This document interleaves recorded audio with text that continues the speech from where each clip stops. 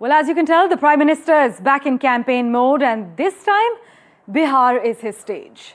In what the BJP is calling its most high-stakes state push of the season, Prime Minister Narendra Modi is leading the NDA's election strategy from the front, addressing back-to-back rallies, setting the tone and, crucially, defining the narrative.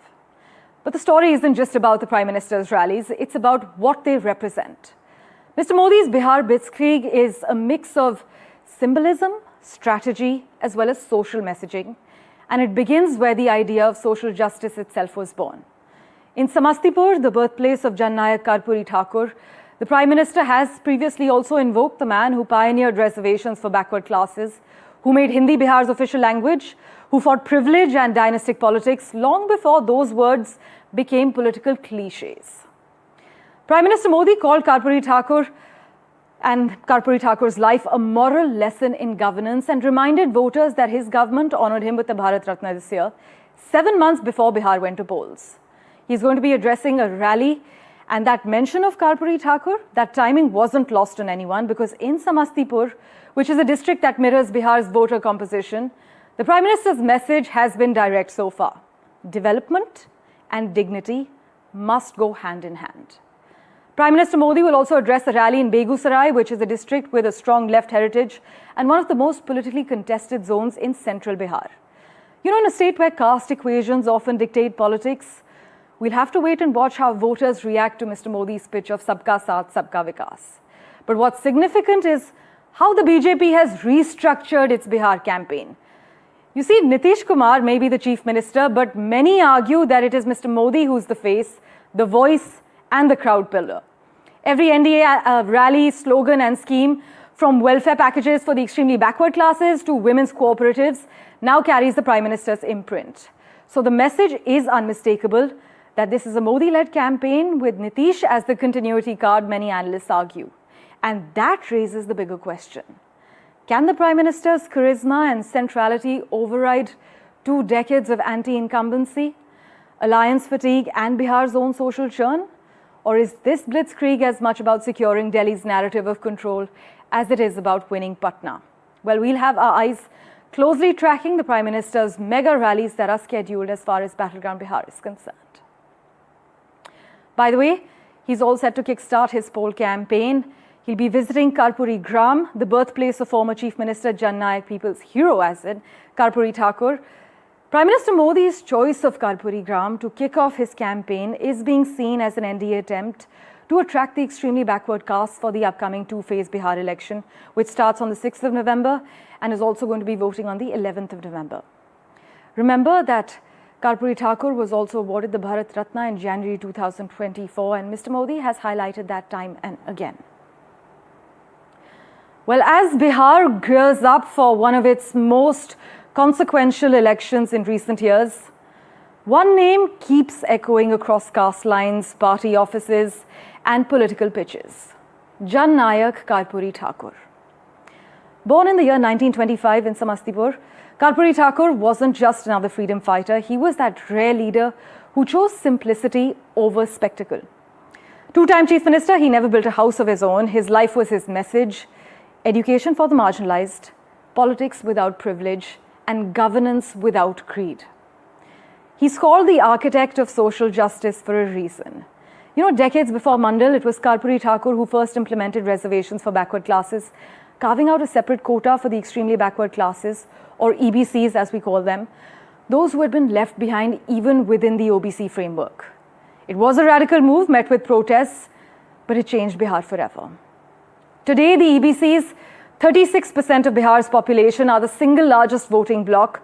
From Nishads to Nonias to Kumhars, they actually hold sway over 120 seats across Mithila, Maghad, and Simanchal.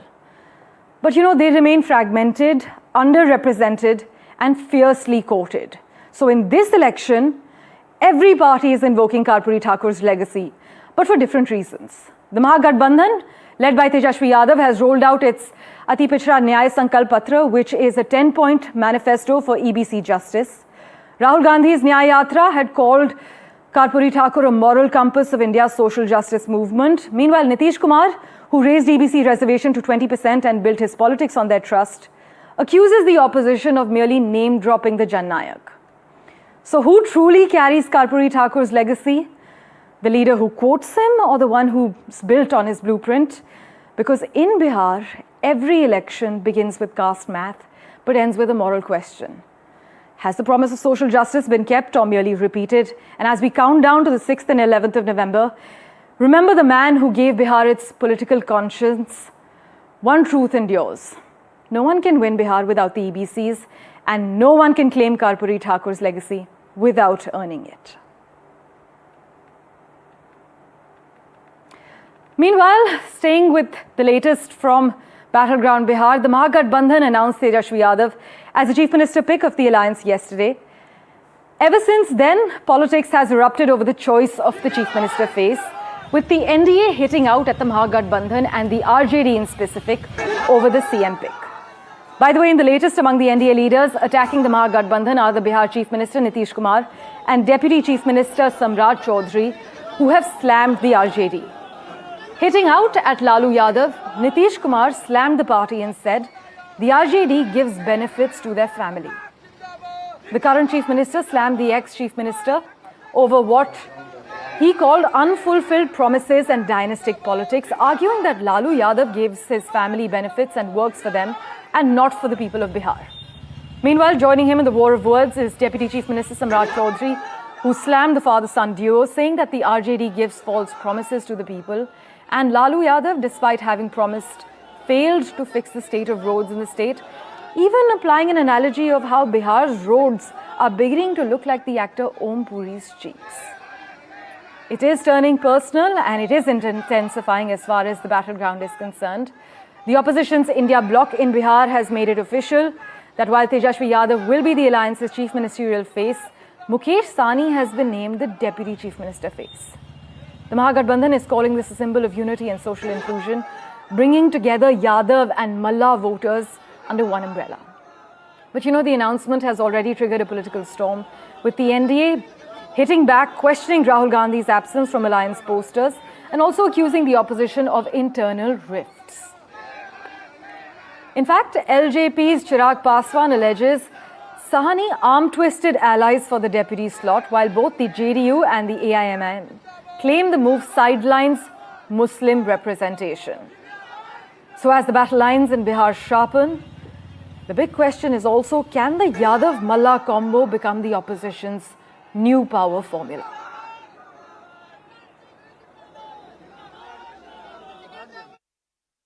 सरकार आगे बढ़ा है और आप जानते हैं अब पहले वाला जो था 15 साल 7 साल में तो हट गया था। जानते हैं कोई महिला को कभी कुछ करता था जी, अपना पत्नी को बनवा दिया था। कहीं सुनते हैं कि घर के आदमी को कोई बनवाता है? हम लोग घर में किसी को बनाए हम लोग अपना पत्नी को, बेटा को, बेटी को यही ना करते रहता है। आप बताइए, हम लोग तो सब महिला को और पुरुष के लिए हम लोग काम करते हैं, हम लोग अपने लिए काम करता है। ऐसा कोई काम है? इतना बुरा हाल है।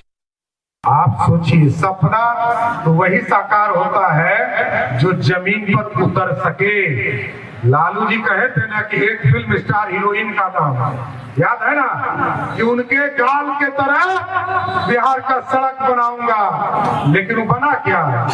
या तो ओम पुरी वाला गाल बन गया, यही था ना।